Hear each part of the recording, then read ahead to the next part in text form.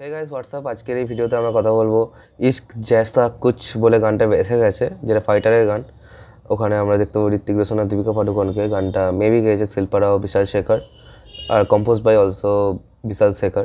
তো চলো দেখা যাক গানটা কেমন হয়েছে। Let's see. ও লাগছে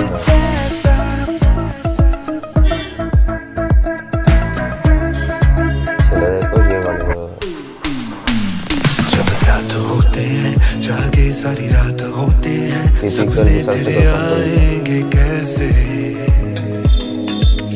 जो काम है दिल के कर लेंगे आज हम मिलके, तेरे हो जाएंगे ऐसे। बातें अधूरी सी तुझसे है पूरी सी, कल थी फिजूल की जो अब है जरूरी सी।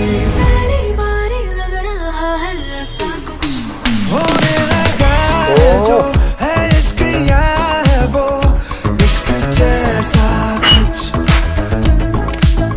मेरा जो हुआ तो ही शुरू हुआ इश्क जैसा कुछ।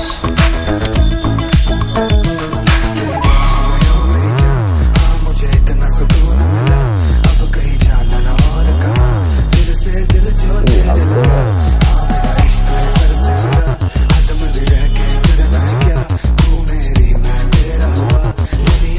जो लगने तो तेरा मेरा मिलना कहानी जैसा है, चलो बह जाए इश्क पानी जैसा है।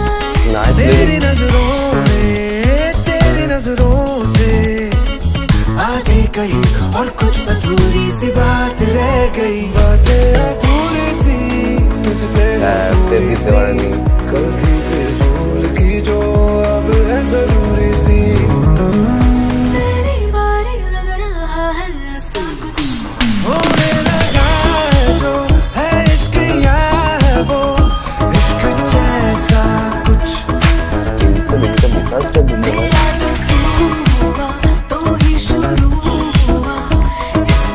ঋত্বিক না তো ড্রোন শট কেন?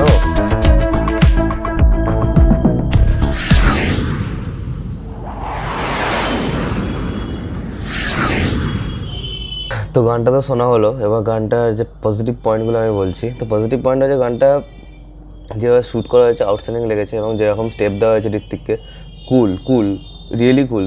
আমরা জানি তিনি মানে ইন্ডিয়ার মনে হয় বেস্ট ডান্সার এই মুহূর্তে দাঁড়িয়ে, এবং আমার মনে হয় পরবর্তী যতদিন ইন্ডিয়ান সিনেমা থাকবে Hrithik as a dancer Hrithik সবসময় থেকে যাবে। এবার এখানে যেরকম তার নাচ আমরা দেখতে পাচ্ছি, তার যা লুকস দেখতে পাচ্ছি, positive point is Hrithik Roshan. ঠিক আছে, পুরো ঋত্বিককে পুরোপুরি ইউটিলাইজ করতে হবে বস। তার যে পার্সোনাটাকে পুরোপুরি হ্যান্ডেল করতে হবে, আমার মনে হচ্ছে সিদ্ধার্থ আনন্দ থেকে বেশি ভালো করে কেউ করতে পারে না। ঠিক আছে, ইটস জাস্ট আউটস্ট্যান্ডিং।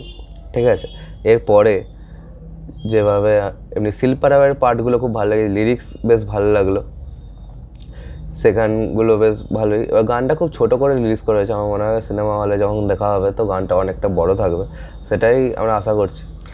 এবার যে নেগেটিভ পয়েন্টটা আমি বলবো যে বেশরম রঙের পর থেকে দীপিকা পাডুকোনকে পুরোপুরি মিড পিস হিসেবে ট্রিট করা শুরু হয়ে গেছে ভাই। মানে as a Deepika Padukone fan আমার সেটা ভাল লাগছে না। মানে রিয়েলি মানে আমাকে সিনেমাটাকে এখনও একজন মানে একটা সুপারস্টার, একজন লেডি সুপারস্টার যখন আছেন, তো তাকে তার বডি শোয়িং করেই কি আমার সিনেমাটা বেচতে হবে?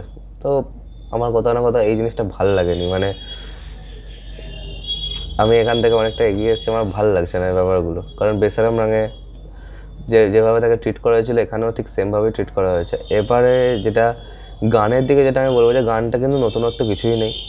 মানে এটা বিশাল শেখরের আর 5টা গানের মতোই আরেকটা গান, এরকমই মনে হলো। শেরখুল গাইতে যেমন একটা ভালো ভাইব পাওয়া গেছিলো, তাও সেখানে বিইং অ্যালাইভ বলে যে গানটা আছে ইংরেজি, হ্যাঁ, সেই গানটার মতো একটু লাগছিল কিছু কিছু জায়গা, কিন্তু তাও একটা তার মধ্যে একটা ভাইব ছিল। কিন্তু এই গানটার মধ্যে হ্যাঁ গানটা ভালো, গানটা হ্যাঁ করতে ভালো লাগবে, ঠিক আছে, কিন্তু কোথাও না কোথাও আমার মনে হয়েছে গানটা খুবই অ্যাভারেজ একটা গান হয়েছে। এটা বিশাল শেখরের আর 5টা গানের মতোই, ঠিক আছে। মানে এটা আগে থেকে রেডি করাই ছিল, এখানে ফিট বসছিল, এখানে দিয়ে দিয়েছে, মানে এরকমই।